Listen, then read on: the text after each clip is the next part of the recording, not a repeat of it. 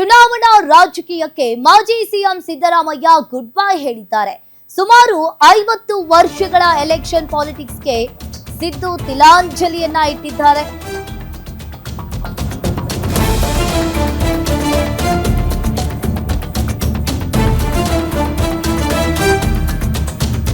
ಚುನಾವಣಾ ರಾಜಕೀಯಕ್ಕೆ ಮಾಜಿ ಸಿಎಂ ಸಿದ್ದರಾಮಯ್ಯನವರು ಗುಡ್ ಬೈ ಹೇಳಿದ್ದಾರೆ. ಸುಮಾರು 50 ವರ್ಷಗಳ ಎಲೆಕ್ಷನ್ ಪಾಲಿಟಿಕ್ಸ್ಗೆ ಸಿದ್ದು ತಿಲಾಂಜಲಿಯನ್ನ ಇಟ್ಟಿರುವಂತದ್ದು. ಸೋಷಿಯಲ್ ಮೀಡಿಯಾದಲ್ಲಿ ಸಿದ್ದರಾಮಯ್ಯ ಅಧಿಕೃತವಾಗಿ ಸ್ಪಷ್ಟನೆಯನ್ನ ಕೊಟ್ಟಿದ್ದಾರೆ.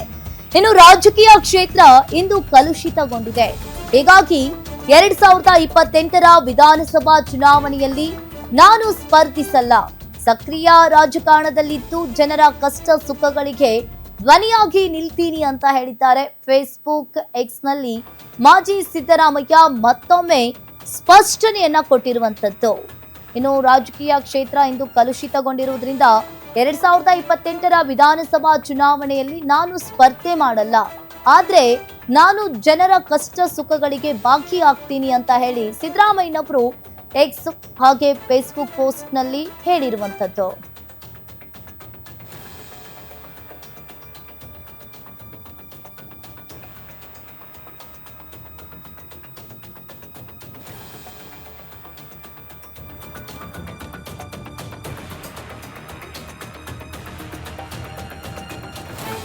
ಸಿದ್ದರಾಮಯ್ಯನವರು ಇನ್ಮೇಲೆ ರಾಜಕೀಯ ಕ್ಷೇತ್ರ ಇಂದು ಕಲುಷಿತಗೊಂಡಿದೆ. ಹಾಗೆ ಇನ್ನು ಆಗ ನನಗೆ 80ರಿಂದ 82 ವರ್ಷವಾಗಿರುತ್ತದೆ. ಈಗಿನಂತೆ ಆರೋಗ್ಯವು ಸದೃಢವಾಗಿ ಇರೋದಿಲ್ಲ.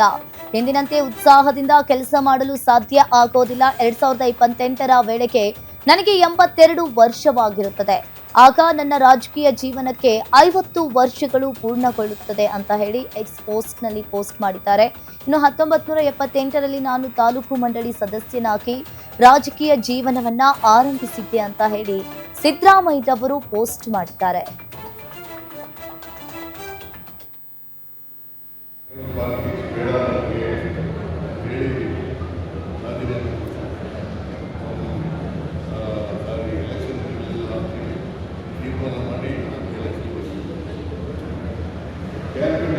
ಜನ ಅವರನ್ನು ತಿರಸ್ಕಾರ ಮಾಡಿದರು, ಬಯಸಿದ್ದರು. ಆ ಸಂದರ್ಭದಲ್ಲೂ ಕೂಡ